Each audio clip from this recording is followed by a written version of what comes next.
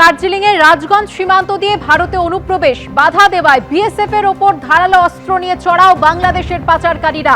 এক বিএসএফ কর্মী গুরুতর জখম হয়েছেন এই ঘটনায়। বিস্তারিত জানবো, কথা বলবো আমাদের প্রতিনিধি ময়ূক ঠাকুর চক্রবর্তীর সঙ্গে। ময়ূক, দেখো, যেটা জানা যাচ্ছে যে এটা দার্জিলিং এর রাজগঞ্জ ন্যাশনাল বর্ডার, সেখানে আচমকাই দেখতে পাওয়া যায় যে বর্ডার পেরিয়ে বেশ কয়েকজন বাংলাদেশি নাগরিক তারা কিন্তু অনৈতিকভাবে বর্ডার ক্রস করে তারা এখান থেকে তারা ক্যাটেল স্মাগলার, গরু পাচারকারী, এমনটাই সূত্রের খবর।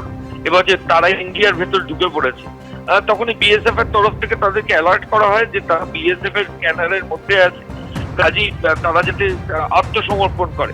কিন্তু যে ছবি ওখানে ধরা পড়ে যে যারা পাচারকারী বাংলাদেশ থেকে ঢোকে তারা আত্মসমর্পণ দূরের কথা, উল্টে সীমান্তে কর্তব্যরত বিএসএফ জওয়ান যারা রয়েছেন তাদের উপর আক্রমণ শুরু করেন এবং ধারালো অস্ত্র দিয়ে আঘাত করা, ওই ইট পাথর ছোড়া এবং ক্রমাগত আক্রমণ এগুলো তারা করেন এবং একজন বিএসএফ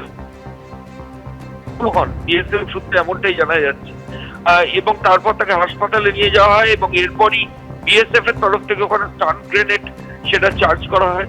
ইনসাস রাইফেল থেকে কয়েক রাউন্ড গুলিও চালানো হয়, এমনটাই সূত্রের খবর। এবং এই ইনসাস রাইফেলের গুলিতে একজন অনুপ্রবেশকারী সে গুলিবিদ্ধ হয়, পরে হাসপাতালে নিয়ে যাওয়া হলে তাকে মৃত বলে ঘোষণা করা হয়। বিএসএফ এর তরফ থেকে বলা হচ্ছে যে এই গোটা ঘটনায় একজন বাংলাদেশি অনুপ্রবেশকারী সে তার বুলেট ইনজুরিতে মৃত্যু হয়েছে। অন্যদিকে বিএসএফ এর একজন কর্মী, তাকেও ধারালো অস্ত্র দিয়ে বাংলাদেশি অনুপ্রবেশকারীরা আক্রমণ করেছেন, তারও হাসপাতালে চিকিৎসা চলছে, তারও যথেষ্ট সিরিয়াস ইনজুরি রয়েছে। এবং এই গোটা ঘটনায় বেশ কিছু গবাদি পশু এবং আরো বেশ কিছু জিনিস পুলিশের বিএসএফ অফিসিয়ালস ওখান থেকে সিজ করেছে। ওই রাস্তা দিয়ে, রাজগঞ্জের রাস্তা দিয়ে এর আগে অনুপ্রবেশকারীরা এসেছে কিনা, কিভাবে ঢুকছে, এটা গোটা বিষয়টা বিএসএফ স্থানীয়দের সঙ্গে কথা বলছে এবং সেটা যাতে আর ভবিষ্যতে না হয় সেটাই সুনিশ্চিত করার চেষ্টা চলছে বিএসএফ এর তরফ থেকে। ধন্যবাদ ময়ূক।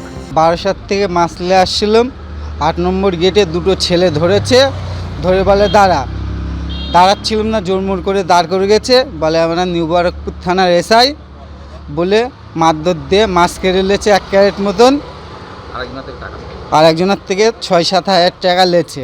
আর আমরা কথা বললি, বলে নিউ বারাকপুর থানার আমরা এসআই, গাজার কেস দিয়ে তোদের ভিতরে ঢুকিয়ে দেবো। আমরা ভয়তে চলে এসেছি।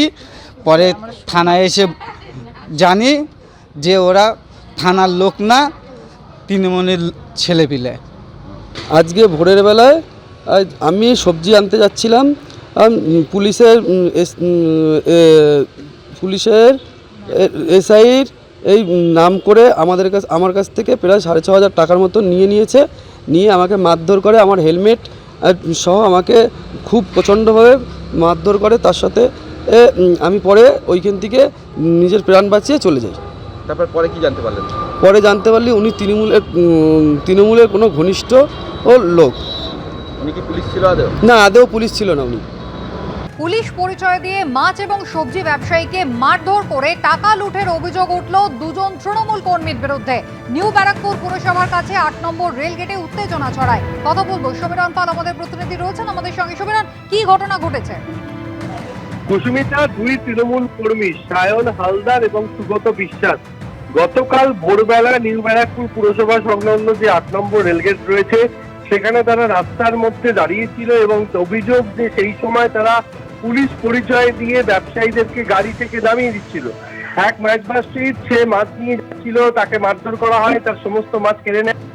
তারপরে এক সবজি ব্যবসায়ী আসে বাইকে করে, তার কাছে নগদ 6,500 টাকা ছিল, তাকে মারধর করা হয়, তার নগদ 6,500 টাকা কেটে নেওয়া হয়।